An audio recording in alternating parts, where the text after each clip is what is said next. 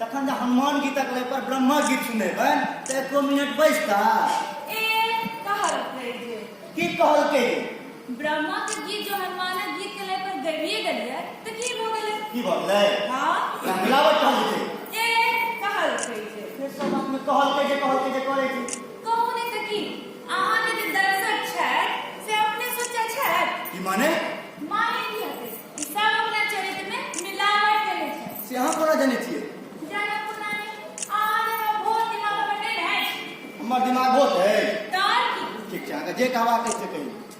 हां की कहब जब विश्वास नहीं हो तो किनको से दहेज पर भाषण करा के देख लियो मुदा जब घटक बन के जाओ तो कहता है एक से कम में हमरा गुंजाइश नहीं है एकर मतलब सबक दूटा चरित्र छै एकटा देखबो वाला आ दोसर जीवो वाला आहा तो दूध पीबो बच्चा से आले जका गप करे छी की हम जे कहब जाने छै आई जो लोग दू तरह के चरित्र नहीं मिलते तो देश की हाल नहीं रहते से तो हम बुझलो मुदा ओ सब हमरा अहाँ के ईमानदार देखल चाहे छै कहल दोसर जे कहलकै जे छोड़ू ने हम जे कहै छी से बुझू से तो नहीं छोड़ो मुदा जहाँ कहल आवे छलो से कह दिया कखन तखन से गेलिए मन पड़ू हां मन पड़ल की आगंतुक दर्शक दिन आई जे नाटक प्रस्तुत भ रहल अछि ओ अछि भ्रष्ट लोक लेखक छै श्री महेंद्र मलंगिया ई नाटक मिथिलाक लोक कथा पर आधारित अछि एहि नाटक माध्यम से नाटककार हमरा लोकन के बहुत किछु सोचबाक लेल बाध्य करै छै तखन एहिठाम उपस्थित संपूर्ण दर्शक वृंद में से किछु गोटा एहन छथि जे खोलक भीतर आ बाहर दुनू ठाम जीवै छै संगे खोलक भीतर आ बाहर दुनू ठाम एके तरह चरित्र जीवऽ वाला जे ईमानदार लोग छथि उनका लोगन के प्रति हम नतमस्तक होइ छी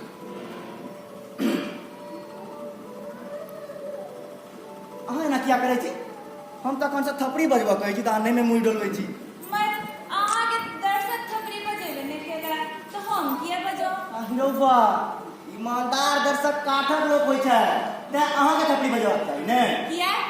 अहाँ जे हमरा ढाबूस बैंक के तराजू पर जोकर कहै छी से संभव छै की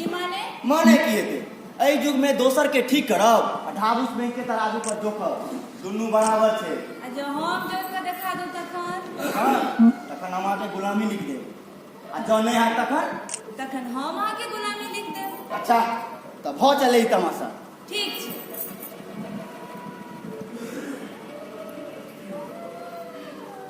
उपस्थित दर्शक आजुक नाटक छल भ्रष्ट लोक मुदा से नहीं भ सकल तथापि हम ओही लेखा के नाटक काठक लोक प्रस्तुत करे छी ई नाटक मिथिला के लोक कथा पर आधारित अछि नाटक मूल तत्व अछि सत्य सत्य माने सत्य जेकर नाश नहीं होइ छै देखो अहाँ किछ ने कहियो दर्शक के विषय पर अपने सोचा दियो तो हम कहाँ किछ कहै छियै सोचो ना त नाटककार हम कैल है ने